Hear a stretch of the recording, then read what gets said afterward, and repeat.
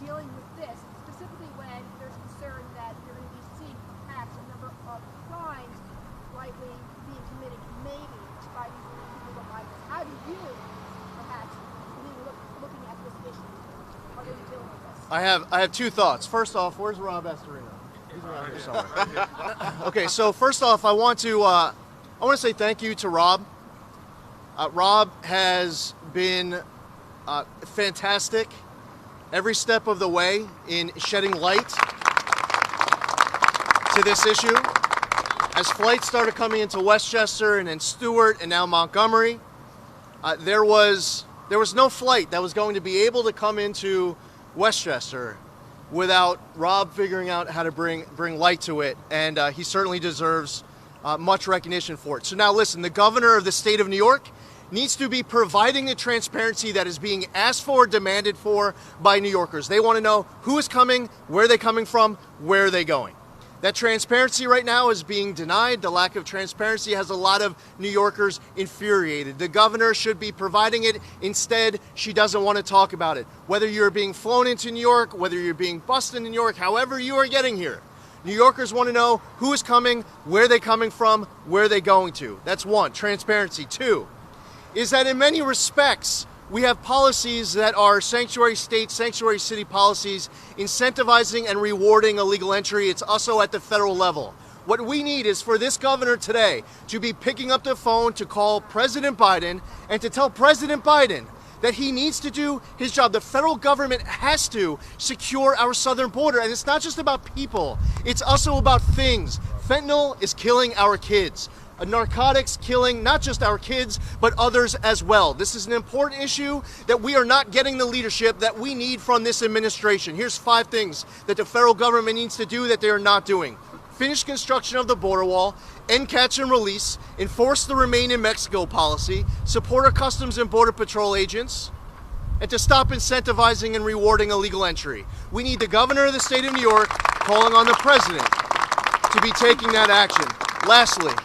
Lastly, what we need to understand is that this whole blue state, red state governor battle, blue city, red city, mayor battle, put all that aside for a moment, because even if everybody perfectly got along,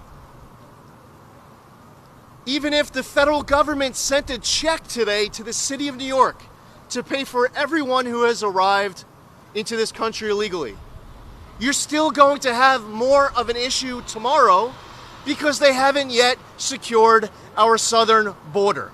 So this is an issue that firstly requires leadership and action on the part of the federal government. Yes? Last question, everybody. There's 2 more, and then I promised the woman that I would answer hers. Go ahead.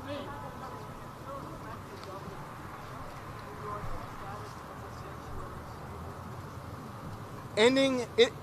There are sanctuary state policies that New York has that should be ended.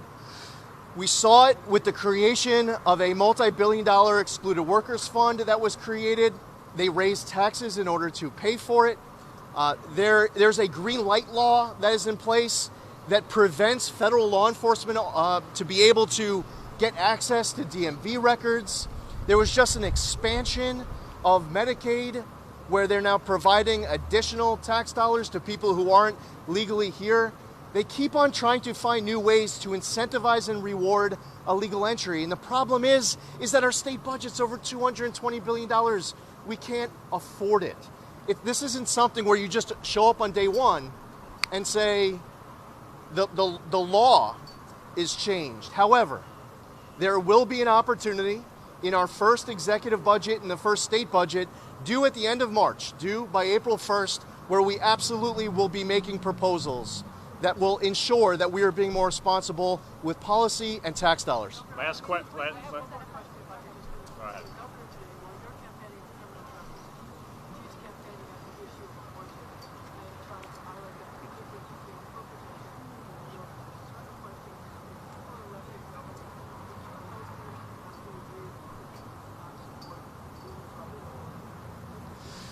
The only thing that I'm looking for a commissioner of every agency, of any agency, is that they are exceptionally well qualified to serve in that position.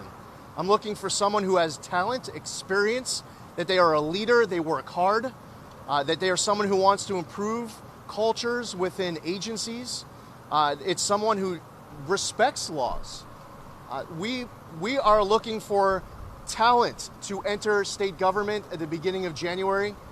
There is the litmus test is whether or not they are exceptionally well talented to serve as a commissioner of a state agency. Last question. Congressman, two really quick important subjects. I hear you saying that you don't think that New York State should be increasing funding to help make this a more comfortable sanctuary state because it will just encourage more people to come and it's unsustainable and all of that.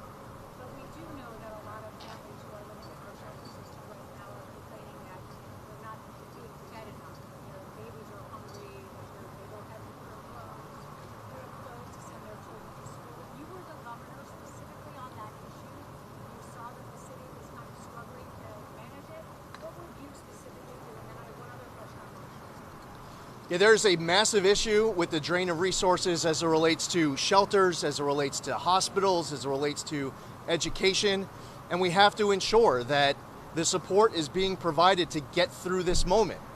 My point is that if you wrote a blank check to deal with this issue today, it doesn't make the issue go away because people are still coming and illegal narcotics are still coming.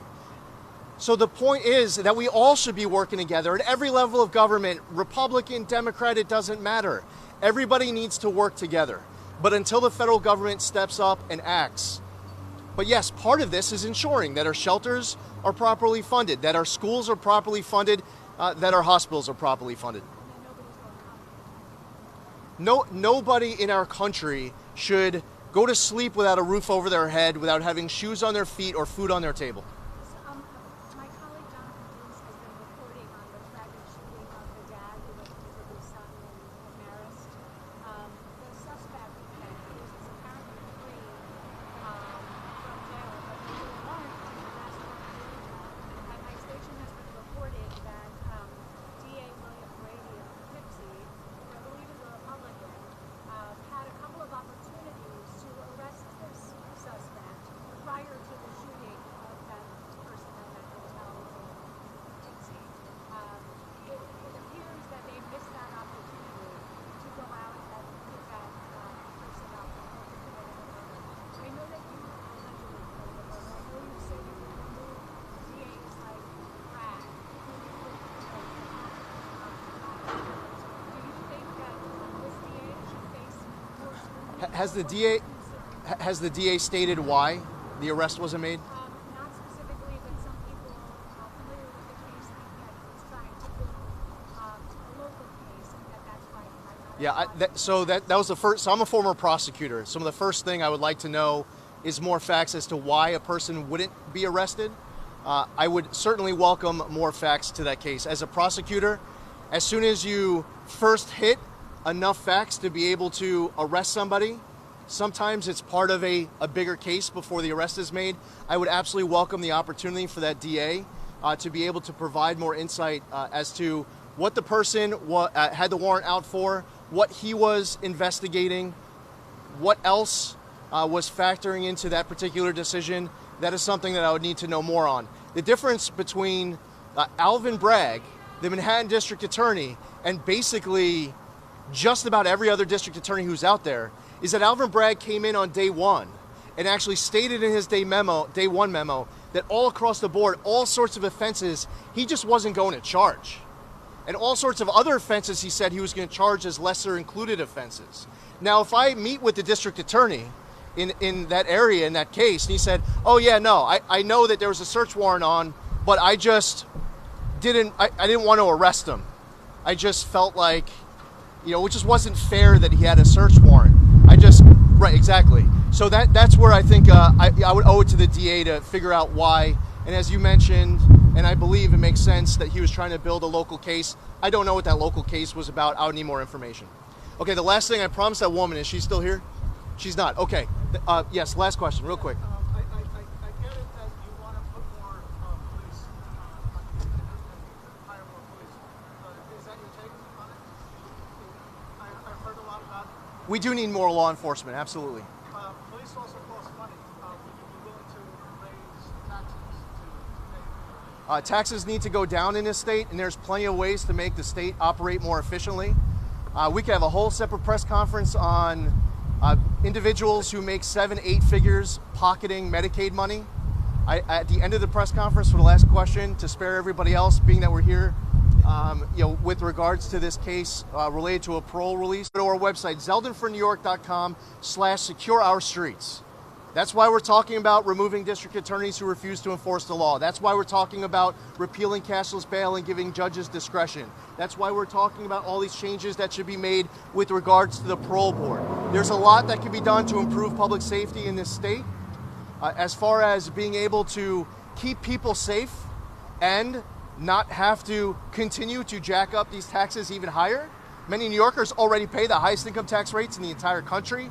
There are plenty of ways to cut wasteful spending in New York. Thank you, everybody.